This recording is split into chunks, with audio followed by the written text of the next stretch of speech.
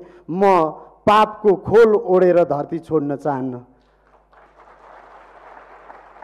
र कुनै पनि स्वार्थ छैन। धेरै आफ्नो पेसालाई पनि थाती राख्दै कला क्षेत्रको प्रतिनिधित्व गर्दै अगाडि बढिरहँदाखेरि भोलिका दिनमा त्यसरी स्वदेशबाट विदेशबाट दुःख गरेर कमाएको रकम दुरुपयोग गर्ने मनसाय फिटिकै छैन र त्यो सोचाइले धुर्मु सुन्तली फाउन्डेसन जन्मेको पनि होइन र यो काम समयमै सम्पन्न हुनेछ।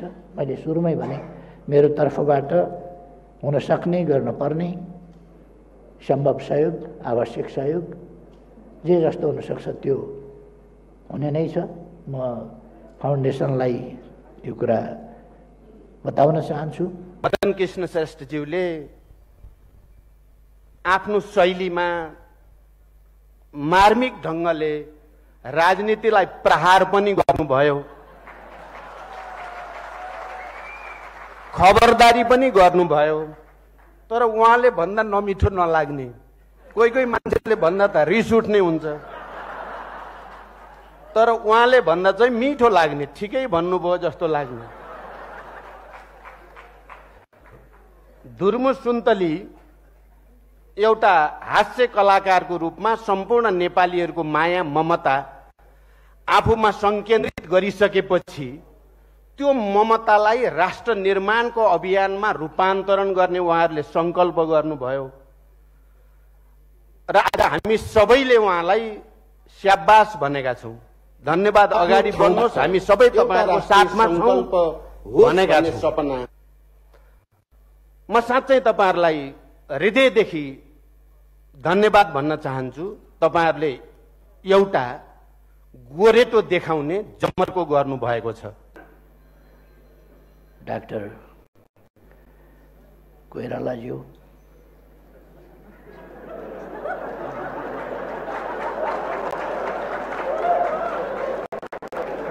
किन मैले उहाँको पुरानो नाम शशाङ्क कोइराला भनिन भनेर बिर्स्यो भनेर हो क्या हो।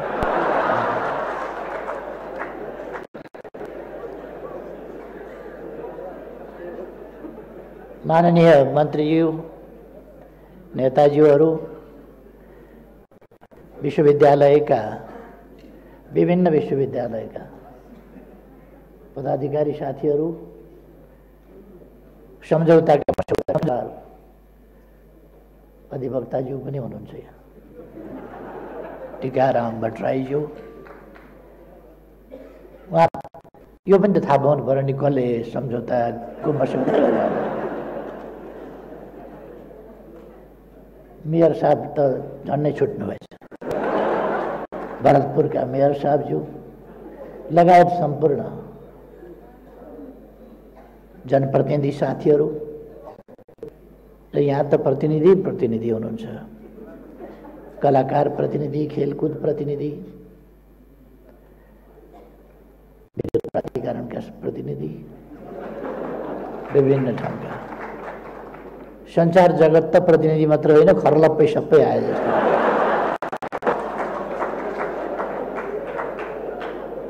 जे होस्, सम्पूर्ण उपस्थित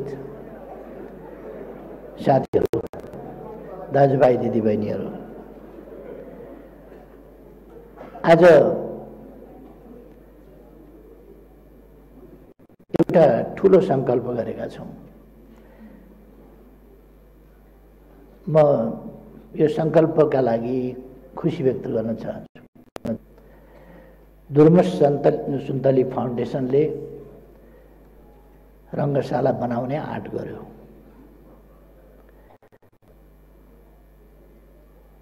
आँट कसरी गर्यो? बजेट निकै ठुलो छ, पैसा साथमा छैन, तैपनि आँट गर्यो। आँट गरेर नगरपालिकासँग सम्झौतै गर्यो।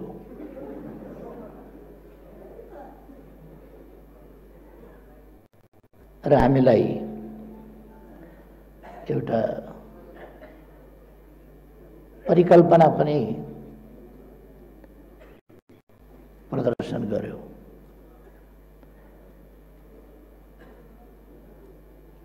म खुसी व्यक्त गर्न चाहन्छु। हामीले एउटा नयाँ काम प्रारम्भ गर्ने सङ्कल्प गरेका छौँ। त्यसका लागि केही आधारभूत कुराहरू कुरा गरेका छौँ। जमिन तय गर्यौं, कामको थालनी गर्यौं। दुईटा कुरा महत्त्वपूर्ण कुरा हो। स्थान तय भइसक्यो र कस्तो बनाउने भन्ने नक्साङ्कन पनि भइसक्यो। त्यसका निम्ति लगभग 4 करोड त लगभग आज अहिले यहीँ उठ्यो होला, तर अझै 296 करोड बाँकी छ।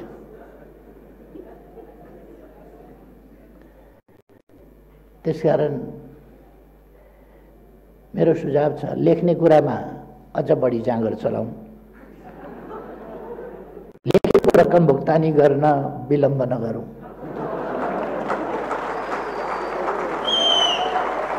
विलम्ब हुन्छ कहिले कहिले, विलम्ब पनि नहोस्।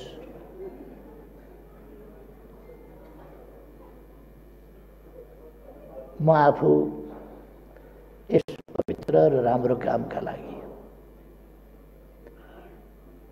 सहयोगी भूमिका खेल्न सधैँ तत्पर छु। मेरो सधैँ सहयोग। हामी कहाँ स्तरीय यस प्रकारको जो अहिले हामीले परिकल्पना गरेका छौँ, यस्तो क्रिकेट रङ्गशालाको आवश्यकता थियो, अभाव थियो। हामी कहाँ भएका क्रिकेट रङ्गशाला अलिकति गोकर्णमा बन्दैछ, अलिकति कीर्तिपुरमा, ती खासै स्तरीय रङ्गशालाको रूपमा छ। तिनीहरूलाई हामीले काम चलाउको रूपमा यसो अभ्यासको रूपमा मात्रै लिन सकिने अवस्था छ। आफूलाई प्रस्तुत गर्ने अठोट गरेको छ, जसले मभन्दा अगाडि साथीहरूले भन्नुभए जस्तै नेपाललाई अन्तर्राष्ट्रिय जगतमा चिनाउने पनि काम गर्नेछ। क्रिकेट हाम्रा लागि नयाँ खेल हो, अलिक नयाँ, यो धेरै नयाँ पनि होइन, यसको अर्को रूप पनि हामीसँग थियो, तर यस रूपमा चाहिँ यस्तो अलिक पछि नै आयो। नेपाल खेलकुदका लागि आफ्नै ढङ्गका खेल, ती खेलहरू परम्परागत रूपमा कहीँ दौड, कहीँ कुस्ती, कहीँ अरू प्रकारका खेलहरू, कहीँ छेलो फ्याँक्ने, विभिन्न प्रकारका खेलहरू थिए।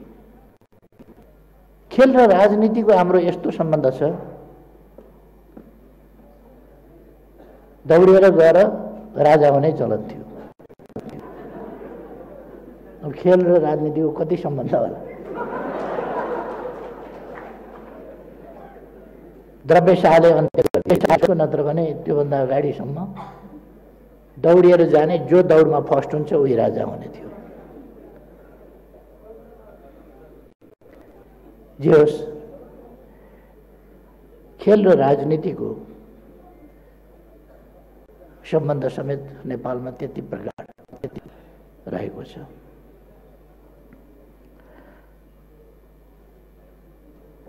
हामी नेपालीहरू कमजोर होइन, हामी अनेक हिसाबले अरू कोही भन्दा कम क्षमताको हुनुपर्ने कुनै कारण छैन। हाम्रो भूगोल, हाम्रो प्रकृति कुनै हिसाबले कम अक्सिजनमा सास फेर्न हामी सक्छौँ। नेपालीहरू कम अक्सिजनमा सास फेर्न सक्छ। नेपाली बसेको उचाइमा अरू बस्न सक्दैन। नेपाली गएको उचाइमा अरू जान सक्दैन, नेपाली हिँडेको उचाइमा अरू हिँडेको हुँदैन, त्यस उचाइमा अरू दौड्न सक्दैन जुन उचाइमा नेपाली दौडिन्छ, किन ऊ त्यहाँको बासिन्दा हो, उसको फोक्सोरै त्यस्तो छ, त्यसै गरी बनेको फोक्सो छ। हाम्रो भूगोल यस्तो छ, उकाली ओह्राली पानी पनि नबोकिकन त पुग्दैन थियो, त्यसकारण पानी बोक्न पनि, घाँस दाउरा गर्न पनि, भारी बोक्न पनि, अन्नपात बोक्न पनि, कुनै चिज बोक्न पनि हामीलाई उकालो ओह्रालो भन्न नहुने, हिँड्न मात्रै होइन, सामान लिएर भारी बोकेर उकाली ओह्राली गर्नुपर्ने। त्यसो भएर हाम्रा हड्डीहरू, हाम्रा मसलहरू उकाली ओह्राली पनि भारी बोकेर गर्न सक्ने गरी मजबुत बनेका छन्। त्यो पृष्ठभूमि हाम्रो हो। त्यस हिसाबको स्टामिना हाम्रो हो। हाम्रा पूर्वजहरू तीर्थयात्रा, त्यसबेला हवाईजहाज थिएन, गाडी थिएन, हिँडेर जानु पर्थ्यो। बहुत टाढा टाढाका तीर्थयात्राहरू गर्ने, फर्केर आउने, त्यस प्रकारका चलनहरू हाम्रा थिए। र हाम्रो अभ्यास शारीरिक तन्दुरुस्तीमा होस्, हामी अरूभन्दा कम हुनुपर्ने कुनै कारण छैन। हाम्रा पूर्वजहरूलाई हामीले हेऱ्यौँ भने मानसिक हिसाबले, बौद्धिक हिसाबले त दुनियाँमा अन्धकार हुँदा यहाँ, मैले धेरै ठाउँमा भन्ने गर्छु, शास्त्र यहाँ तयार भए, सङ्गीत यहाँ तयार भयो, साहित्य यहाँ तयार भयो, कला यहाँ तयार भयो र फैलिँदै गयो। त्यसकारण यस भूमिका, त्यस्ता पुर्खाका हामी सन्तान कुनै हिसाबमा कमी हुनुपर्ने अवस्था छैन। तर दुर्भाग्य, विगतका विभिन्न ऐतिहासिक कारणहरूले हामी पछाडि पर्यौँ। पछाडि परिएको छ। अहिले नेपाल अगाडि बढ्न खोजेको छ, अब अगाडि बढ्ने वातावरण बनेको छ। नेपाल अगाडि बढ्छ। राजनीतिक हिसाबले मैले अन्तर्राष्ट्रिय मञ्चहरूमा गएर भनेको छु, नेपाल एउटा नमुना देश हो जसले नेपाली जनताले चिताएका कुराहरू प्राप्त गरेर छोडेको छ। राणा शासन फाल्छु भन्यो, फाल्यो नेपाली जनताले। हामी कहाँ पछिल्लो समयमा पनि फेरि जनताका अधिकारहरू खोसिए, फेरि खोसेर ल्याइयो, राजतन्त्र हटायो, गणतन्त्र ल्यायो, शरणार्थी समस्याको झमेलामा पर्यौँ हामी, त्यसलाई समाधान गर्यौँ। द्वन्द्वको चपेटामा पर्यौँ हामी, द्वन्द्वको व्यवस्थापन गर्यौँ। संविधान सभाबाट संविधान बनायौँ। संविधानले भनेका समयभित्र कानुन र संरचनाहरू तयार गर्यौँ। अब स्पष्ट नीति, दृढ संकल्प र स्थायी सरकारका साथ नेपाल सुशासन र विकासको बाटोमा अगाडि बढेको छ। यो अगाडि बढ्छ। साथीहरूलाई सम्झना होला, मैले अलिक अगाडि नै घोषणा गरेको थिएँ, यस वर्ष जाडोले कठाङ्ग्रिएर कोही पनि नेपाली मर्न दिइँदैन, मर्न पाउने छैन। अब शीतलहरको समय पनि सिद्धियो, एकजना पनि मर्न पाएन, किनभने समयमै कमल पनि त्यहाँ ठिक ठाउँमा पुर्याएर राखिया छ, आवश्यक पर्नेलाई दिएको छ, दाउरा पुर्याइएको छ, कमल पुर्याइएको छ, सबै चिज तयार गरिएको छ। पहिले नै काठमाडौँमा बसेर घरबाट फुत्त निस्किएर कफी सपमा गएर ठुला कुरा गर्नु बेग्लै कुरा हो। तर हिमालका कुना कुनामा कम्बल पुर्याइएको छ। कोही मान्छे जाडोले नमरोस्। तराईका छाप्रा छाप्रामा कम्बल पुर्याइएको छ। कोही मान्छे शीतलहरले कठाङ लिएर नमरोस्। कोही भोकै पर्दैन नेपालमा, कोही भोकै मर्दैन नेपालमा। अबको नेपाल त्यो हो, किनभने यहाँ जनताको सरकार छ। मैले घोषणा गरेको छु। अब हामीले विद्यालय जाने उमेरका बालबालिका विद्यालय बाहिर रहन दिँदैनौँ।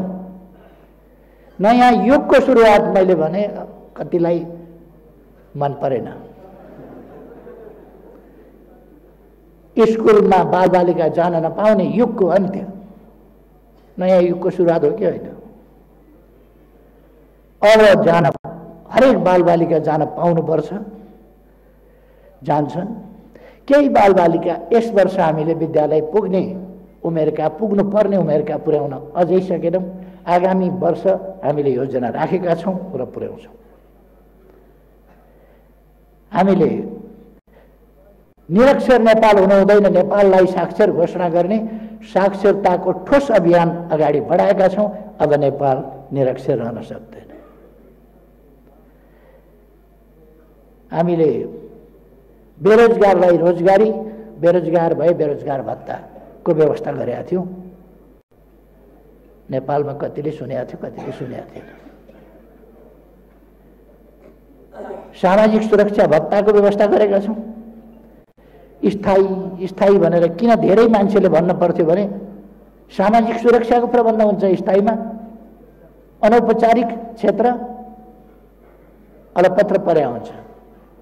आज अनौपचारिक क्षेत्र र औपचारिक क्षेत्रमा फरक नहुने गरी अनौपचारिक क्षेत्रलाई पनि सामाजिक सुरक्षाको दायराभित्र त्यस अम्ब्रेलामा ल्याइएको छ। अनौठो दृष्टान्त छ। दुनियाँमा व्यवसायी, रोजगारदाता र मजदुरका बीचमा लडाईँ हुन्छ, हडताल हुन्छ। यहाँ हडताल जागिरदारहरूले गर्ने कुरा हो, मजदुरले गर्दैन। किन? मजदुरका समस्या समाधान गरिएको छ। यहाँ हडताल डाक्टरहरूले गर्ने कुरा हो, बिमारीको उपचार नगर्ने। बिमारीको उपचार गर्दैन डाक्टरले, हडताल गर्छ। मजदुरले गर्दैन हडताल। अब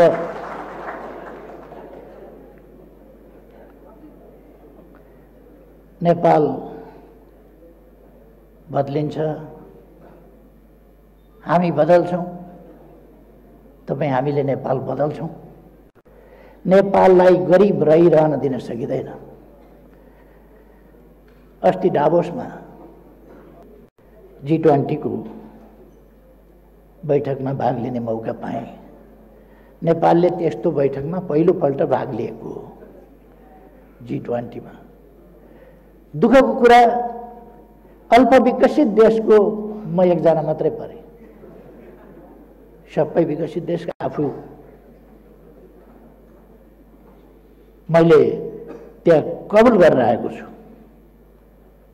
अब धेरै वर्षसम्म नेपाल एलडीसी भनेर हामी भन्ने छैनौँ।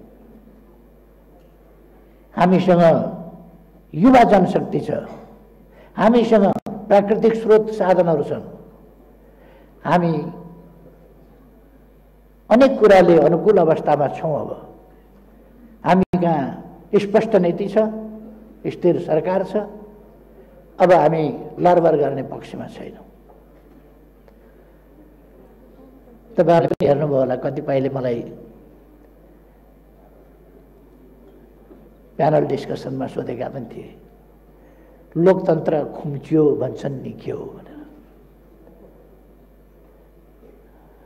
मैले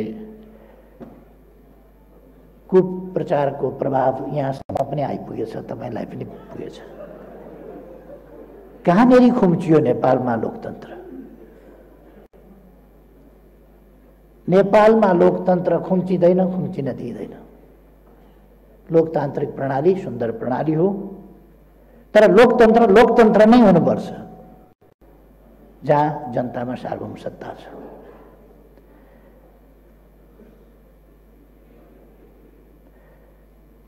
मदन कृष्णजीले भाषण गर्दा खुब ताली लाग्यो भनेको सुने। पक्कै पनि भ्रष्टाचारका विरुद्ध बोल्नुभयो होला। बोल्नै पर्छ।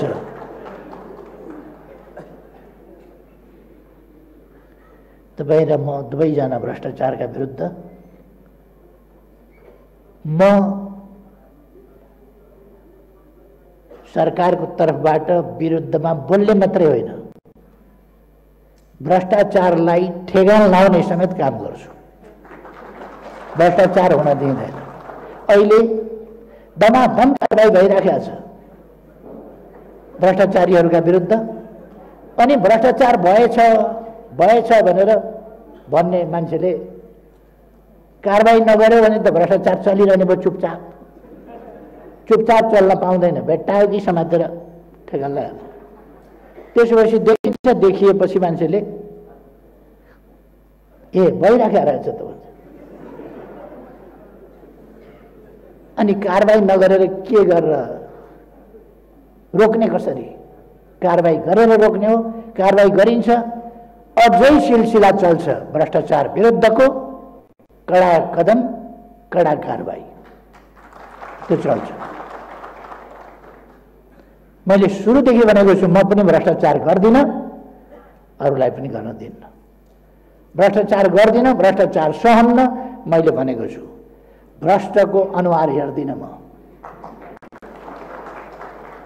टेलिभिजनले कहिले कहिले कुनै नचिनाउनु पर्ने गरी फोटो देखाउनु पर्दा अनुहार नचिनिने गरी देखाउँछ नि। म त्यस्तै अनुहार चिन्दिनँ भ्रष्टको। कस्तो अनुहार छ मलाई मतलब छैन।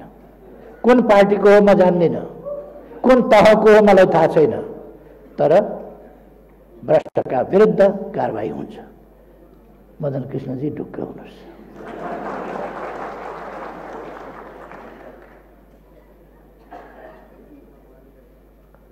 भ्रष्टाचार रोकेर अगाडि बढेपछि मदन कृष्णजीको भाषणमाथि मैले एउटा कुरा थप्छु। स्वच्छ हुन उहाँले आग्रह गर्नुभयो। एकदम राम्रो कुरा हो, बिल्कुल सही कुरा। तर स्वच्छ मात्रै भएर पुग्दैन। एउटा मूर्ति स्वच्छ भएर बस्छ, भ्रष्टाचार गर्दैन, काम गरेन भने देश त बन्दैन नि। त्यसकारण सक्रिय र स्वच्छ काम गर्नु पर्यो। त्यसकारण काम गर्नेलाई नै, मतलब तपाईँले पुरै भन्नुभएको छ, तर पुरै भन्दा भन्दै पनि स्वच्छ भए पुग्छ कि जस्तो सुनिने गरी तपाईँले केलाई भन्नुभयो भने धर्म सुन्तली फाउन्डेसन जस्तो सक्रिय फाउन्डेसन स्वच्छ रहोस् है भनेपछि स्वच्छ र सक्रिय दुईटै आयो। त्यसकारण मदन कृष्णजीले भन्नुभएको स्वच्छ मात्रै रहने भनेको होइन, सक्रिय र स्वच्छ रहने भनेको हो। केही काम नगरिकन स्वच्छ हुने होइन, काम गरेर देश विकास गरेर। अब म साथीहरूलाई भन्न चाहन्छु,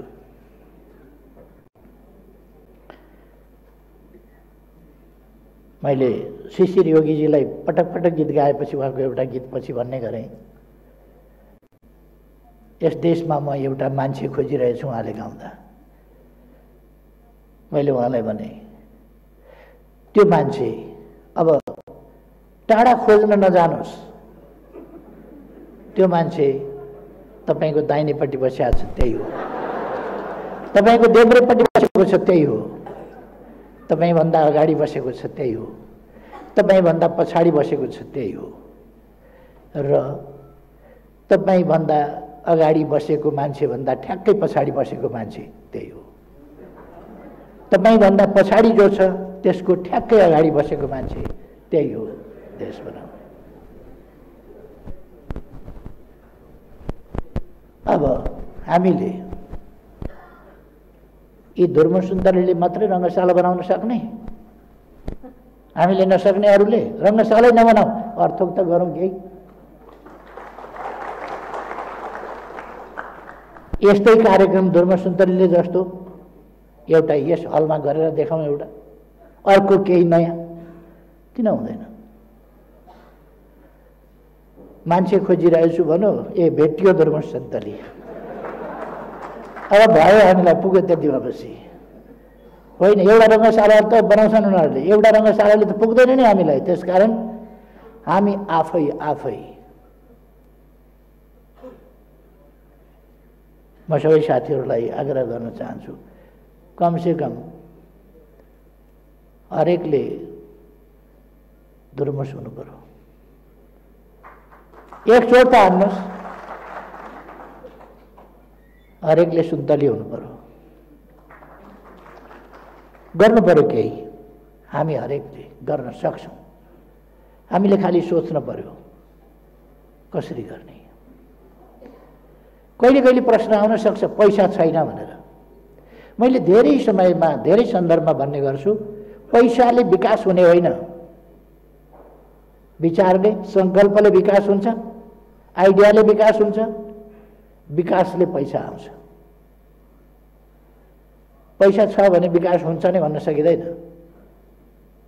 पैसावालाहरू क्यासिनोमा गएर पैसाहीन भएर फर्किया हुन्छ, विकास हुन्छ नै भन्न सकिँदैन। आइडियावालाहरू आइडिया लगाएर विकास गर्छन् र पैसावाला पनि हुन्छ। त्यसकारण आइडिया मुख्य कुरा हो। त्यो चित्रमा देखाएको क्रिकेट रङ्गशाला बनाउँछु भन्नेहरूका ब्याङ्क ब्यालेन्स कति छ त?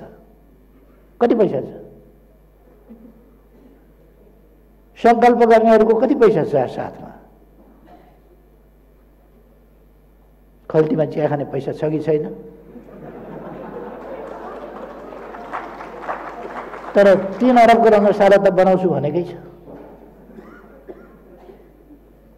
र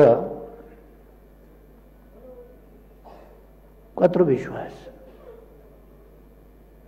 एउटा फुटी कौडो साथमा नभएको मान्छेले रङ्गशाला बनाउँछु म भन्यो, अर्कोले एउटा चिरकट्टोमा लेखेर छेउबाट दियो, त्यस कामलाई म 3 करोड दिन्छु।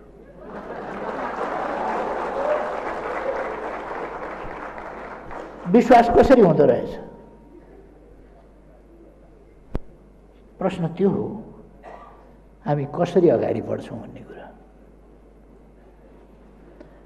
हामी अगाडि बढौँ,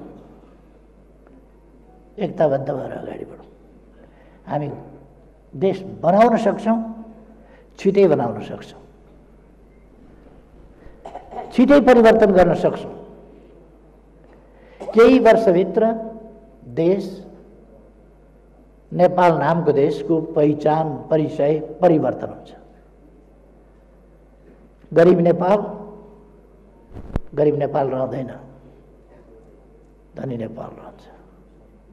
बाटा भत्किएको नेपाल, कति बाटा छन् हामीसँग र भत्किया हुने भनेर। यति सानो नेपाल चिटिक्क पार्न सकिन्छ केही वर्षभित्र। गर्दैछौँ हामी, अलिकति समय लाग्छ। अलिकति फेरि रिङ रोडको बाँकी खण्ड बनाउँदा अलिअलि धुलो उड्छ। फेरि यतापट्टि गाली खाइँदैन, यतापट्टि गाली खाइन्छ। बनाइसकेपछि गाली गर्दै पनि खाइँदैन। त्यसपछि त्यो मेलम्चीको पानी अलिकति समय कसफस भएको छ। ठेकेदार कम्पनी भागेर वार्ता गर्न आउँदैछ। भोलि पर्सि थाइल्यान्डमा कुराकानी हुन्छ। उसले बनाउला नबनाउला, हामी बनाउँछौँ। मेलम्चीको पानी आउँछ, मेलम्चीको पानी ल्याएर छोड्छौँ र पानी ल्याउँदा फेरि अलिकति थोत्रा पाइप, कहाँ बनाउनु पर्ने, के गर्नुपर्ने अलिकति कसफस हुन्छ। फेरि बाटामा कहीँ खन्नुपर्ने, कहीँ मिलाउनु पर्ने, केही निस्किन्छ। त्यो मिलाउँछौँ। निर्माण कार्यको समयमा अलिकति असुविधा हुन्छ, त्यसपछि हामी असुविधाको अन्त्य गर्छौँ। अब हामी राजनीतिक शक्तिहरूका बीचमा सहमति कायम गर्ने, समझदारी कायम गर्ने, पारस्परिक विश्वासको वातावरण बनाउने र अगाडि बढ्ने। त्यो असमझदारी भयो भने कस्तो हुँदो रहेछ भन्ने एउटा नमुना जीपी कोइराला श्वास प्रश्वास केन्द्र भन्ने तनहुँमा बनाउने भन्ने कुरा छ।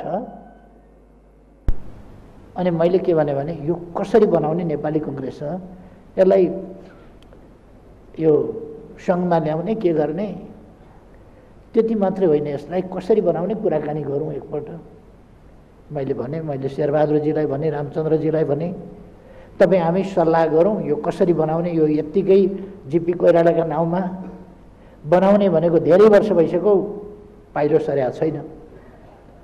यसलाई कसरी चलाउन सकिन्छ, कसरी स्ट्यान्डर्डको बनाउने, राम्रो बनाउने भनेर छलफल गरौँ भने मैले म त राम्रै कुराकानी अब हुन्छ भनेको त संसदमा त अवरोध पो भइरहेको छ। अनि मलाई सोध्नुभयो साथीहरूले संसदमा यथास्थितिमा राख्ने कि नराख्ने। मैले भने यथास्थितिमा राख्ने भए त राखिहाल्थेँ, नराख्ने अगाडि बढाउने राम्रो बनाउने भनेर छलफल गर्न खोजेको भने पाइँदैन, यथास्थितिमा राख्नुपर्छ। छक्क पऱ्यो। जहाँ केही पनि छैन त्यहाँ यथास्थितिमा राखेर गर्ने के? अगाडि बढाउँ भन्छु म, यथास्थितिमा राखौँ भनेर। म निवेदन गरेकै छु, अगाडि बढाउँ। असमझदारी यस्तो हुँदो रहेछ। म आग्रह गर्न चाहन्छु, असमझदारी राख्नुपर्ने केही आवश्यकता छैन। हामीलाई हस्पिटलहरू चाहिएको छ, हामीलाई विश्वविद्यालयहरू चाहिएको छ, हामीलाई कलेजहरू चाहिएको छ, हामीलाई अरू विभिन्न अनुसन्धान केन्द्रहरू चाहिएको छ, हामीलाई प्रशिक्षण केन्द्रहरू चाहिएको छ, हामीलाई तालिम केन्द्रहरू चाहिएको छ, मान्छेलाई दक्ष बनाउनु छ। अनि हामीलाई पूर्वाधारहरूको विकास चाहिएको छ, जसबाट हामी देशमा रोजगारीका अवसर सिर्जना गर्न सक्छौँ, धेरै कुराहरू गर्न सक्छौँ। हाम्रो जनशक्ति बाहिर नजाओस्, यही शिक्षा र तालिम जसबाट उनीहरू काम गर्न सकुन् र आफू कमाउन सकुन्, देशलाई योगदान गर्न सकुन्, त्यो स्थिति हुन सकोस्। यस सोच अन्तर्गत हामी बढेका छौँ। यहाँ अलिअलि कुरा चल्यो, राजनीति चाहिँ अलिकति नराम्रो, खेलकुद चाहिँ राम्रो भने जस्तो। त्यस्तो होइन। समाजको अवस्था कस्तो छ त्यो प्रतिबिम्ब जहाँ पनि भएको हुन्छ। फुटबलमा के भइरहेछ, त्यो देशको अवस्थाको प्रतिबिम्ब त्यहाँ फुटबल सङ्घहरूमा हेर्नुहोस् त त्यहाँ पनि भएको छ, ओलम्पिकमा हेर्नुहोस् त त्यहाँ पनि भएको छ, क्रिकेटमा कति वर्ष भइरहेको। यो देशको हामीले चाहिँ एउटा सुसभ्य, सुसंस्कृत र स्वच्छ परम्परा, त्यो तरिका, त्यो शालीन तरिका बसाउन सक्ने कि नसक्ने, सत्य बोल्ने आँट गर्ने कि नगर्ने, सत्यमा अड्ने आँट गर्ने कि नगर्ने, साँचोलाई साँचो, ठिकलाई ठिक, बेठिकलाई बेठिक भन्ने कि नभन्ने, प्रश्न त्यो हो। त्यसकारण हामीले त्यो अभ्यास गर्नुपर्छ र नेपाललाई नयाँ ढङ्गले विकासको बाटोमा अगाडि बढाउनुपर्छ। यो काम राम्रो कामको प्रारम्भ भएको छ। यसलाई समयमै सफल पार्न प्रयास गरौँ। अहिलेसम्म ल्याइ पुर्याउन योगदान गर्ने साथीहरूलाई म धन्यवाद भन्न चाहन्छु। आज यस ठाउँमै योगदान गर्ने साथीहरूलाई पनि धन्यवाद भन्न चाहन्छु, जसले रकम दिएर योगदान गर्नुभएको छ सबै साथीहरूलाई। तर यसैले काफी हुँदैन भन्ने कुरा हामीले बुझ्नुपर्छ। मैले विश्वास लिएको छु देश विदेशबाट यस क्षेत्रमा सहयोग पुग्नेछ र यो काम समयमै सम्पन्न हुनेछ। मैले सुरुमै भने मेरो तर्फबाट हुन सक्ने, गर्न पर्ने सम्भव सहयोग, आवश्यक सहयोग जे जस्तो हुनसक्छ त्यो हुने नै छ। म फाउन्डेसनलाई यो कुरा बताउन चाहन्छु। यस कार्यक्रममा उपस्थित भइरहेर विशिष्ट व्यक्तित्वहरू, विशेष गरी नेपाल सरकारले जुन प्रकारको प्रतिबद्धता यहाँ व्यक्त गर्नुभएको छ अथवा सरकारको तर्फबाट प्रधानमन्त्रीज्यूले र विशिष्ट व्यक्तित्वहरूले प्रतिबद्धता र तपाईहरू सम्पूर्णले सहयोग गर्ने प्रतिबद्धता व्यक्त गरिरहँदा यो 2 वर्ष पछाडि अन्तर्राष्ट्रिय रङ्गशाला बन्ने होइन, आजकै दिनबाट हामी हरेक नेपालीको मन मस्तिष्कमा गौतम बुद्ध अन्तर्राष्ट्रिय क्रिकेट रङ्गशाला बनिसकेको अनुभूति गरेको छु। जसरी हिजोको दिनमा एक जिम्मेवार देशको नागरिकको कर्तव्य निर्वाह गर्दै, मानवीय सेवा गर्दै, मानवीय धर्म निर्वाह गर्ने उद्देश्यले हामी धुर्मु सुन्तली अगाडि बढिरहँदा भूकम्पले छेदविच्छेद बनाएर सिङ्गो देश रोइरहेको बेलामा, सिङ्गो देश रोइरहेको बेलामा हामी कलाकार मात्रै होइन, यो देशको जिम्मेवार नागरिक हो, हाम्रो पनि कर्तव्य हुन जान्छ भन्दै राहत र बस्ती विकासको अभियानमा हामी अगाडि बढेका थियौँ, जसको फलस्वरूप एकीकृत नमुना पहरी बस्ती निर्माण भयो, जसको फलस्वरूप एकीकृत गिरानचोर नमुना बस्ती निर्माण भयो, जसको फलस्वरूप एकीकृत नमुना मुसर बस्ती निर्माण भयो, जसको फलस्वरूप एकीकृत नमुना सन्तपुर बस्ती निर्माण भयो। ती बस्ती ठडिए, तर ती बस्ती मात्रै ठडिएका होइनन्, हरेक नेपालीको मन ठडिएको, हरेक नेपालीको भावना ठडिएको हो, हरेक नेपालीको सोच ठडिएको हो र साँच्चीकै समृद्ध देश नेपाल बनाउने अभियान अन्तर्गत हरेक नेपालीको साथ र सहयोग र हरेक नेपालीको साझा भावना ठडिएको अनुभूति गरेको छु। र बस्ती बनाइरहँदा हरेक नेपाली दाजुभाइ दिदीबहिनीहरूले, विशेष गरी विदेशी भूमिमा दुःख गरिरहनु भएका हरेक नेपाली दाजुभाइ दिदीबहिनीले भन्ने गर्नुहुन्थ्यो, जसको आफ्नै भुइँचालोले घर भत्केको छ, घर कसरी बनाउने आफैलाई दुविधा छ र भनिरहनुहुन्थ्यो धुर्मु सुन्तली फाउन्डेसनले गिरानचोर बस्ती भूकम्प पीडितका लागि बनाइरहेको छ। म पनि भूकम्प पीडित हुँ, मेरो घर कहिले बनाउने थाहा छैन, तर त्यो बस्ती बन्नुपर्छ, म धुर्मु सुन्तली फाउन्डेसनलाई सहयोग गर्छु। तराई डुब्दाखेरि हामी राहत र बस्ती निर्माण अभियानमा खटिरहँदा आफ्नै घर बाढीले डुबाएको छ, आफ्नै घर कहिले बनाउने साउको ऋण काटेर विदेशी भूमिमा दुःख गरिरहनु भएको छ, रगत र पसिना बगाइरहनु भएको छ, तैपनि उहाँलाई चिन्ता छैन आफ्नो घर कहिले बनाउने, साउको ऋण कहिले तिर्ने। धुर्मु सुन्तली फाउन्डेसनले बनाएको बस्ती मैले ठडाउनु छ, त्यो सङ्कल्प गर्नुभएको थियो। र सासाना बालबालिकाहरू जसको टिफिन खर्च कटाएर धुर्मु सुन्तली फाउन्डेसनको कार्यालयमा अभिभावकले बच्चा लिएर आउनुहुन्थ्यो, बाबु यो मन्दिर हो, मन्दिरमा चढाउने भेटी, जसरी हामी मन्दिरमा भेटी चढाउँछौँ त्यसरी नै यो अर्को मन्दिर हो जहाँ चढाएको भेटी पारदर्शी ढङ्गले सदुपयोग हुन्छ। ती गरिबको मुहार र गरिबको आँसु पुस्नका लागि धुर्मु सुन्तली फाउन्डेसनले काम गर्छ, त्यसैले सहयोग गर्नुपर्छ भनेर सासाना बालबालिका लिएर आउनुहुन्थ्यो। आज हामीले पनि हाम्रो छोरी 8 वर्षको दुधे छोरी छोडेर सामाजिक काममा अगाडि बढिरहँदा आज 4.5 वर्ष पुरा भएकी छिन् छोरी, तर हामीलाई आफ्नो छोरीको कुनै प्रभाव छैन। हामी सिङ्गो देशका छोराछोरीको भविष्यका लागि, उज्जवल भविष्यका लागि लडिरहेका छौँ। यो नितान्त तपाईँहरूको साथको कारणले यो ऊर्जा मिलेको छ। म धन्यवाद दिन चाहन्छु यो अभियानमा जुन गौतम बुद्ध अन्तर्राष्ट्रिय क्रिकेट रङ्गशाला निर्माण गर्ने जुन परिकल्पनाका साथ हरेक नेपाली दाजुभाइ दिदीबहिनीबाट हामीले सुझाव लिएर घोषणा गरिरहँदाखेरि देशका विभिन्न ठाउँमा हामी रङ्गशाला कहाँ निर्माण गर्ने भनेर अध्ययन अनुसन्धान गरेर अगाडि बढिरहँदा भरतपुर महानगरपालिकाले पनि घोषणा गरेर रङ्गशाला हाम्रै ठाउँमा बन्नुपर्छ, जुन प्रकारले बन्नुपर्छ बनिहाल्नुपर्छ, आजै बन्नुपर्छ भनेर हामी लागि पर्यौँ। उहाँ पनि त्यही स्पिडका साथ अगाडि लाग्दैकै कारणले भरतपुर महानगरपालिका मेयर साहब, उपमेयर साहब लगायत सिङ्गो भरतपुर महानगरपालिका अगाडि बढ्दैकै कारणले आज हामी यो ऐतिहासिक समारोह गर्न सक्ने अवस्थामा पुगेका छौँ। त्यसैले भरतपुर महानगरपालिका आदरणीय मेयर साहब, उपमेयर साहब सम्पूर्णलाई विशेष धन्यवाद दिन चाहन्छु र धन्यवाद दिन चाहन्छु त्रिभुवन विश्वविद्यालय जसले जग्गा उपलब्ध गराइदिनका लागि यो महत्त्वपूर्ण भूमिका खेल्नुभयो।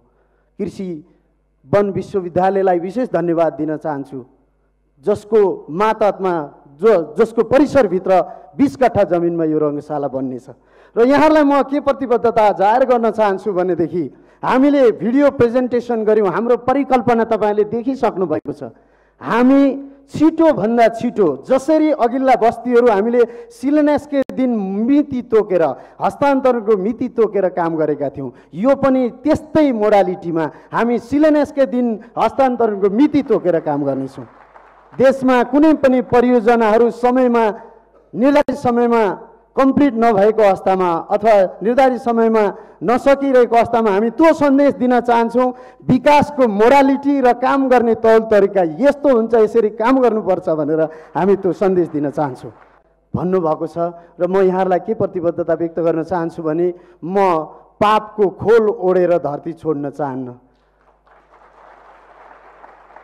र कुनै पनि स्वार्थ छैन कि भोलि मरेर जाँदा पनि फलानु व्यक्ति त असल काम गर्नका लागि जन्मेको थियो, इमान्दारपूर्वक काम गर्नका लागि जन्मेको थियो भन्ने सन्देश र धेरैभन्दा धेरै अभियन्ता जन्माउनका लागि यति धेरै आफ्नो पेसालाई पनि थाती राख्दै कला क्षेत्रको प्रतिनिधित्व गर्दै अगाडि बढिरहँदाखेरि भोलिका दिनमा त्यसरी स्वदेशबाट विदेशबाट दुःख गरेर कमाएको रकम दुरुपयोग गर्ने मनसाय फिटिकै छैन र त्यो सोचाइले धुर्मु सुन्तली फाउन्डेसन जन्मेको पनि होइन। र त्यसका लागि हामीले लेखा समितिको संयोजक आदरणीय मदन शर्माज्यूलाई तोकेका छौँ। वरिष्ठ चार्टर एकाउन्टेन्ट हुनुहुन्छ उहाँ, र उहाँले नै यो सम्पूर्ण आर्थिक कारोबार आर्थिक चिजको पाटो हेर्नुहुन्छ। त्यसै गरी प्राविधिक कुरा कस्तो बन्ला त रङ्गशाला अहिले भिडियोमा देखाए जस्तै अथवा धुर्मु सुन्तली फाउन्डेसनले खोके जस्तै हो त पछि त्यस्तै बन्ला त भन्ने केही दुविधा हुन सक्ला। योभन्दा सुन्दर रङ्गशाला बन्छ र रङ्गशाला विश्वकै सर्वोत्कृष्ट मौलिक रङ्गशाला बन्छ। आज जति पनि देशमा ठुला ठुला रङ्गशाला क्रिकेट रङ्गशाला बनेका छन् त्यस देशको मौलिकतासँग कहीँ पनि मेल खाएको हामीले देखेनौँ र हामी प्रचार गर्न चाहन्छौँ हाम्रो नेपाली कला नेपालीपन र नेपाली संस्कृतिलाई विश्वमा हामी चिनाउन चाहन्छौँ। यो टिपिकल नेपालीपनको रङ्गशाला हुनेछ र त्यसका लागि प्राविधिक संयोजक हुनुहुन्छ सिभिल इन्जिनियर वरिष्ठ इन्जिनियर रेशम ढकालज्यू, जसले यसको संयोजन गर्नुभएको छ। त्यसगरी यो अभियानमा इन्जिनियर अनिल पोखरेल, इन्जिनियर रवि भूषण झा लगायत जति पनि अभियन्ता बनेर वरिष्ठ विज्ञहरू हामीसँग हुनुहुन्छ र म अपिल गर्न चाहन्छु धेरैभन्दा धेरै विज्ञता हासिल गर्नुभएका स्वदेशमा विदेशमा रहनुभएका विज्ञ व्यक्तित्वहरूलाई यो अभियानमा जुटिदिनका लागि म अनुरोध गर्न चाहन्छु। हामीले विभिन्न कमिटीहरू गठन गर्ने क्रममा छौँ। आज आधिकारिक रूपमा यो घोषणा भयो। हामीसँग टिममा को हुनुहुन्छ, खेल जगतको सम्पूर्ण खेलाडीहरू, विशेष गरी यो बहुउद्देश्य रङ्गशाला भएको कारणले सम्पूर्ण खेलसँग सम्बन्धित खेलाडीज्यूहरू, राष्ट्रिय क्रिकेट खेलाडी, त्यसै गरी अन्य विधाका खेलका खेलाडीहरू र सङ्घ संस्थाहरूलाई पनि सबैजनालाई विनम्रतापूर्वक हात जोडेर अनुरोध गर्न चाहन्छु, यो पवित्र काम र यो महान अभियानमा हातेमालो गरिदिनुहोस्। यो सिङ्गो देशको प्रतिष्ठा हो, देशको शान हो, देशको इज्जत हो र यो देशको इज्जत बढाउने काममा यो माटो नेपालमा हामी जन्मेका छौँ। नेपाली हुनुमा जुन गर्व छ संसारमा कुनै पनि चिजमा छैन होला। मरेर लाने के छ र आज जस्तो आयो भोलि त्यस्तै जाने हो। त्यसैले बाँचुन्जेल असल कर्म गरौँ, राम्रो काम गरौँ, धेरैभन्दा धेरै अभियन्ताहरू जन्माउँ र विश्वलाई चिनाउँ सिङ्गो देश नेपाल अथवा मेरो देश नेपाल कस्तो छ र नेपालीहरूको भावना कस्तो छ भनेर विश्वलाई त्यो सन्देश दिउँ भन्दै म अनुरोध गर्न चाहन्छु सम्माननीय प्रधानमन्त्रीज्यू लगायत नेपाल सरकारलाई, जति पनि व्यक्तिहरूले आज घोषणा गर्नुभएको छ यो सम्मानजनक रकम घोषणा गर्नुभएको छ, यति चिज अपुग छ र मलाई विश्वास छ स्वदेशबाट विदेशबाट नेपाली दाजुभाइ दिदीबहिनी र नेपाली भाषीले एकैसाथ सहयोग गर्नुहुनेछ र हामी जनताको सहयोगमा जनताको प्रत्यक्ष सहभागितामा बनेको पहिलो विश्वको रङ्गशाला भनेर हामी त्यो सन्देश बाँड्न खोजिरहेका छौँ र सम्माननीय प्रधानमन्त्री र नेपाल सरकारलाई कर्पोरेट सेक्टर निजी क्षेत्रलाई पनि यो अभियानमा लागिदिनका लागि जुट्दिनका लागि सहयोग गरिदिनका लागि अनुरोध गर्न चाहन्छु। हामी सरकारलाई अभिभावक ठानेर अगाडि बढेका छौँ। कतिलाई लाग्ला धुर्मु सुन्तली फाउन्डेसन सरकारलाई च्यालेन्ज गर्न अगाडि बढिरहेछ, चुनौती दिन अगाडि बढिरहेछ, यताउता म कुरा सुन्छु, कहिले पनि त्यो मनसाय एक रति पनि आएको छैन। मात्रै सरकारलाई सघाउने अभियन्ताको हिसाबमा साँच्चीकै हामी देश बनाउनु छ भनेदेखि हरेक व्यक्ति सरकार भएर काम गर्नुपर्छ। हामी हरेक व्यक्ति सरकार महसुस गरेर काम गरिरहेका छौँ। सरकारलाई अभिभावक ठानेका छौँ। भोलिका दिनमा अप्ठ्यारो पर्दाखेरि सरकार छ, सरकार हाम्रो साथमा छ भन्ने अनुभूति गरेर हिम्मतिलो भएर आँटिलो भएर मनदेखि पारदर्शी ढङ्गले अगाडि बढ्ने सोचका साथ अगाडि बढेका छौँ र हरेकले यो अभियानमा साथ दिनुभएको छ। सबैलाई धन्यवाद दिन चाहन्छु र विशेष धन्यवाद दिन चाहन्छु मेरो जीवन साथी कुञ्जना घिमिरेलाई पनि। यिनको ठुलो आँट हो। जति पनि बस्ती सफलतापूर्वक सम्पन्न गर्नुको पछाडि सबैभन्दा महत्त्वपूर्ण साथ उनकै थियो। सानो बच्चा छोड्दा पनि म सुत्केरी अवस्थामा किन जाने, किन चाहिँ म अगाडि बढ्ने भनेर कहिले पनि विमति नजनाइकन आफै सुत्केरी अवस्थामा पनि आजभन्दा 3 वर्ष अगाडिदेखि बस्ती बनाउँदादेखि अहिले रङ्गशालासम्म पनि उसको ऊर्जा मेरोभन्दा पनि अतुलनीय ऊर्जा छ। त्यसैले हामी दुई एक भएकै कारणले यी परियोजना सफल भएका छन्। हामी दुई एक मात्र होइन, सिङ्गो देश नेपाल एक र हरेक नेपाली एक भएकै कारणले यी परियोजना कम्प्लिट भएका छन् र सम्पूर्ण नेपाली दाजुभाइ दिदीबहिनीलाई विशेष धन्यवाद दिँदै कलाकार मदन कृष्ण श्रेष्ठज्यूले आफ्नो शैलीमा मार्मिक ढङ्गले राजनीतिलाई प्रहार पनि गर्नुभयो, खबरदारी पनि गर्नुभयो। तर उहाँले भन्दा नमिठो नलाग्ने, कोही कोही मान्छेले भन्दा त रिस उठ्ने हुन्छ, तर उहाँले भन्दा चाहिँ मिठो लाग्ने, ठिकै भन्नुभयो जस्तो लाग्ने। दुर्मु सुन्तली एउटा हास्य कलाकारको रूपमा सम्पूर्ण नेपालीहरूको माया ममता आफूमा संकेन्द्रित गरिसकेपछि त्यो ममतालाई राष्ट्र निर्माणको अभियानमा रूपान्तरण गर्ने उहाँहरूले संकल्प गर्नुभयो र आज हामी सबैले उहाँलाई स्याबास भनेका छौँ। धन्यवाद, अगाडि बढ्नुहोस्, हामी सबै तपाईहरुको साथमा छौँ भनेका छौँ। सपना म साँच्चै तपाईहरुलाई हृदयदेखि धन्यवाद भन्न चाहन्छु। तपाईहरुले एउटा गोरेटो देखाउने जमर्को गर्नुभएको छ। कलाकारिताबाट सामाजिक रूपान्तरणको समृद्धिको एउटा नयाँ सपनातिर देशलाई दोहोर्याउने। यसो सुन्दै जाँदा त लाग्यो यो राजनीतिमा लाग्नुभन्दा बरु हामी पनि कलाकार त्यत्रै लाग्नु पर्ने रहेछ क्यारे। तर होइन, मैले यहीँ बसेर फेरि सोच्दै गएँ, होइन, राजनीतिलाई सफा गर्ने जिम्मेवारी राजनीतिज्ञकै हुन्छ। तपाईँ खबरदारी गर्नुहोस्। म धेरै व्याख्या नगरी के भन्छु भने अबको 1 दशक हेर्नुहोस्, राजनीति सफा हुनेछ। Politics is a dirty game भन्ने एउटा स्कुल अफ थट छ। Politics is a fear game भन्ने अर्को स्कुल अफ थट छ। तपाईँ हेर्नु होला, 10 वर्षभित्र नेपालको राजनीतिले सिँगै देशलाई एउटा नयाँ अभियानतिर लिएर जानेछ। फेरि पनि राष्ट्र निर्माण एउटा क्षेत्र विशेष, एउटा समुदाय विशेष या एउटा पार्टी विशेषले मात्रै गरेर हुने कुरा होइन। त्यसमा सिँगै राष्ट्रको मनोविज्ञान, राष्ट्रको प्रतिबद्धता अगाडि आउनु पर्ने हुन्छ। सबै वर्ग, क्षेत्र, जाति, समुदाय, राजनीतिक दर्शन सबै पनि समाजको समृद्धिको निम्ति एकजुट हुने एउटा माहौल बन्नु पर्दछ र सबैले आफ्नो ठाउँबाट नै योगदान गर्नुपर्दछ। जसलाई जुन क्षेत्रको ज्ञान छ, अनुभव छ, उसले त्यही क्षेत्रबाट राष्ट्र निर्माणको यो महाअभियानमा योगदान गर्नुपर्ने हुन्छ। मलाई अहिले के सम्झिन्छु भने धेरै लामो समयदेखि यो क्रिकेट रङ्गशाला बनाउने बारेमा यहाँ बनाउने कि त्यहाँ बनाउने कि भनेर धुर्मु सुन्तली फाउन्डेसनको तर्फबाट सीतारामजीसँग मेरो धेरै पटक कुराकानी भयो र भरतपुरतिर केन्द्रित हुँदै जाँदा पनि भरतपुरमा र काठमाडौँमा पनि पटक पटक कुराहरू भए। दुईटै युनिभर्सिटीसँग, भिसीहरूसँग पनि पटक पटक कुराहरू भए जमिन प्राप्तिका सन्दर्भमा। भरतपुर महानगरपालिका ती सबै कुराहरू मैले सम्मान्य प्रधानमन्त्रीजीलाई यी सबै प्रगतिहरू के भइरहेका छन् र के हुन खोजेका छन् भन्ने कुराको ब्रिफिङ पनि मैले लगातार गर्दै रहेँ।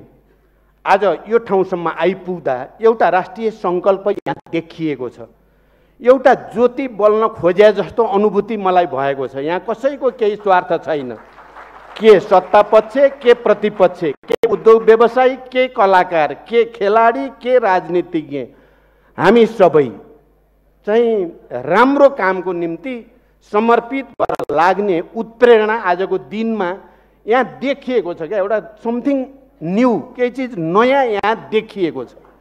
यसको जगेर्ना गरौँ, हामी सबैले यसको रक्षा गरौँ, यसलाई सुदृढ गरौँ।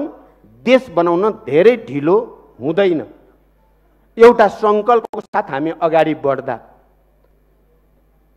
मैले के देख्छु भने जसरी यहाँ धुर्मु सुन्तली फाउन्डेसनको तर्फबाट एउटा बडो चाहिँ हृदय विदारक राष्ट्रिय सङ्कटको जनधनको ठुलो क्षतिको बेलामा एउटा सङ्कल्प लिएर उहाँहरू जनतालाई राहत, उद्धार र पुनर्निर्माणको अभियानमा लाग्दै जाँदा समृद्ध राष्ट्र निर्माणमा पनि हामीले योगदान गर्न सकिँदो रहेछ भन्ने मनोबल, उच्च मनोबल, मनोविज्ञान पैदा भयो र हामी सबैलाई त्यसले कुनै न कुनै रूपले आकर्षित गर्यो, सङ्केन्द्रित गर्यो र सरकारले समृद्ध नेपाल, सुखी नेपाली भनेर जे नारा अघि सारेको छ त्यसलाई साकार रूप दिने वातावरण भनेको यही हो। आज यहाँ जे देखिएको छ त्यो नै त्यस्तो वातावरण हो जसले समृद्ध नेपाल र सुखी नेपालीको सपनालाई साकार पार्न सक्छ। यस अर्थमा म भरतपुर महानगरपालिकामा पनि छिटोभन्दा छिटो, राम्रोभन्दा राम्रो तरिकाद्वारा विकास गरौँ भन्ने जुनून, एक खालको हुटहुटी भरतपुर महानगरपालिकाको मेयरमा, त्यहाँका जनप्रतिनिधिहरूमा, त्यहाँका पार्टीहरूमा सबैमा देखिएको छ। मुख्यतः भरतपुर महानगरपालिकामा धुर्मु सुन्तली फाउन्डेसन, जसमा पनि एउटा जुनून सवार भए जस्तो, एउटा हुटहुटी केही गरेर अझ ठुलो गरौँ, अझ धेरै गरौँ, अझ राम्रो गरौँ, अझ निस्वार्थ रूपले गरौँ, अझ पारदर्शी तरिकाले गरौँ, अझ सबैलाई समेटेर गरौँ भन्ने जे भावना देखिएको छ यो सानो कुरा चाहिँ होइन। यही हो यति बेला राष्ट्रलाई चाहिएको कुरा। यही हो अहिले हामीले अगाडि बढ्नको लागि सङ्कल्प लिने कुरा। यो उत्प्रेरणा जो दिनुभएको छ देखि यो एउटा सामान्य घोषणा कार्यक्रम जस्तो मात्रै छैन, यो राष्ट्र निर्माणको एउटा नयाँ पहल र त्यसको सुरुवात जस्तो भएको छ। खेल, यो खेलको मात्रै कुरा होइन। अहिले खेल स्वास्थ्यको लागि खेल, राष्ट्रको लागि खेल भन्ने कुरा अझ बढी विस्तारित भएको छ। अब अर्थतन्त्रको लागि खेल, व्यवसायको लागि खेल, राष्ट्रको पहिचानको लागि खेल, समृद्धिको लागि खेल, विश्व स्तरमा आफूलाई स्थापित गर्नको लागि खेल। तपाईँ हामीलाई थाहा छ नि अहिले ओलम्पिक एउटा खेल आयोजना गर्नको लागि कति ठुल्ठुला सम्पन्न राष्ट्रहरूको बीचमा कति ठुलो प्रतिस्पर्धा भएको छ र अरबौं खरबौं लगानी गर्न मान्छेहरू तत्पर छन् र यो आफै एउटा विशाल उद्योग जस्तो पनि बन्न गएको छ। स्वास्थ्यको लागि र राष्ट्रको लागि, अर्थतन्त्रको लागि र संस्कृतिको लागि, आफ्नो पहिचानको लागि र स्वत्वको लागि एउटा विशाल क्षेत्र बन्न गएको छ खेल। कयौं देशहरू यदि खेल राम्रो हुँदैन थियो, खेलमा रुचि हुँदैन थियो भने ती राष्ट्रहरू सायद एकताबद्ध रहन सक्दैनथे। कयौं राष्ट्रहरूमा एकता छ भने त्यो खेलबाटै छ। अझ क्रिकेटकै कारणले राष्ट्र एकताबद्ध भएका हाम्रा छिमेकीहरूमै हामी देख्न सक्छौँ। त्यसकारण हामीलाई पनि यो राष्ट्रलाई अझ मजबुतीको साथ एकताबद्ध गर्नको लागि खेल क्षेत्र एउटा यस्तो क्षेत्र हो जसले कुनै खालका विभेदलाई मान्दैन, कुनै अन्तरलाई मान्दैन, सम्पूर्ण नेपालीहरूलाई एकजुट पार्छ र सबैको तागतलाई, सबैको मनोबललाई उच्च बनाएर देशलाई अग्रगमनतिर लैजाने क्षमता राख्छ। त्यस्तो क्षेत्र हो खेल। त्यसकारण आज यो क्रिकेट रङ्गशाला मात्रै बन्दै छैन, सँगै नेपाललाई एकताबद्ध गर्ने एउटा नयाँ अभियानको सुरुवात हुँदैछ र विश्वमा नेपाललाई चाहिँ चिनाउने एउटा नयाँ अभियानको थालनी हुँदैछ। यस अर्थमा यसलाई अलिकति बहुआयामिक ढङ्गले हेर्न जरुरी छ। आजको विश्व सन्दर्भसँग जोडिएर यसलाई हेर्न जरुरी छ र मलाई लाग्छ त्यो कामको सुरुवात ठिक ढङ्गले नै भएको छ र सही काम जहाँबाट सुरु भए पनि सम्पूर्ण नेपालीले हातेमालो गर्ने। हामी नेपालीहरूको जे विशेषता छ, हामीले पौराणिक कालमा पनि यो क्षेत्र धेरै ठुला ज्ञान गुण सिद्धान्त ऋषि मुनि तपस्या गर्ने क्षेत्र हो। त्यसले विश्वलाई नै एउटा दर्शन दिएकै हो। ऐतिहासिक कालमा गौतम बुद्ध, अब यो रङ्गशालाको नाम पनि गौतम बुद्ध अन्तर्राष्ट्रिय क्रिकेट रङ्गशाला भनेर राखिएको छ। नेपालको चिनारी नयाँ ढङ्गले गर्न पनि खोजिएको छ। यस अर्थमा पनि अब यसको मौलिकता त्यहाँ झल्किएकै छ र हामी सबैले यसमा हातेमालो गर्ने जो सङ्कल्प गरेका छौँ, राम्रो काम जहाँबाट जसले सुरु गरे पनि सम्पूर्ण नेपालीहरू एक हुने यो संस्कृतिलाई हामीले बढावा दिन सकियो भने चाहिँ मलाई लाग्छ देश बनाउन ढिलो चाहिँ हुँदैन। हामीसँग ज्ञानको, इतिहासका अनुभवहरूको, प्राकृतिक साधन स्रोतको, क्षमताको कमी होइन। हामीले एउटा सङ्कल्प गर्नुपर्ने आवश्यकता हो। त्यसको एउटा सानो इम्ब्रियो, एउटा भ्रूण आज यहाँ देखिएको छ। यहाँ राष्ट्रिय जीवनका सबै क्षेत्रहरू समेटियो यो हलमा। यो हलमा धेरै कार्यक्रम भयो तर यस्तो कार्यक्रम चाहिँ बिरलै भएका थिए, आज भयो। हामी सबै यो नेपाललाई चलाउने, नेपाललाई बनाउने, हाम्रो भावी पुस्तालाई केही चिज नयाँ दिएर जाने सङ्कल्प गऱ्यौँ भने हामी सक्नेवालाहरू यहाँ छौँ। यस अर्थमा यो ऐतिहासिक भएको छ। फेरि एकचोटि म यो कार्यक्रमका आयोजकलाई धन्यवाद भन्न चाहन्छु। यहाँ राम्रो राम्रो कुरा गर्ने कलाकार साथीहरू र वक्ता साथीहरूलाई पनि धन्यवाद भन्न चाहन्छु। सम्माननीय प्रधानमन्त्रीजी प्रमुख अतिथिको रूपमा बोल्न धेरै कुरा उहाँले नै बोल्नुहुन्छ, मैले धेरै बोल्न पर्या पनि छैन र प्रधानमन्त्रीजीले पनि यसलाई अगाडि बढाउन जुन प्रेरणा दिनुभएको छ, म उहाँलाई पनि विशेष रूपले आभार र धन्यवाद भन्न चाहन्छु।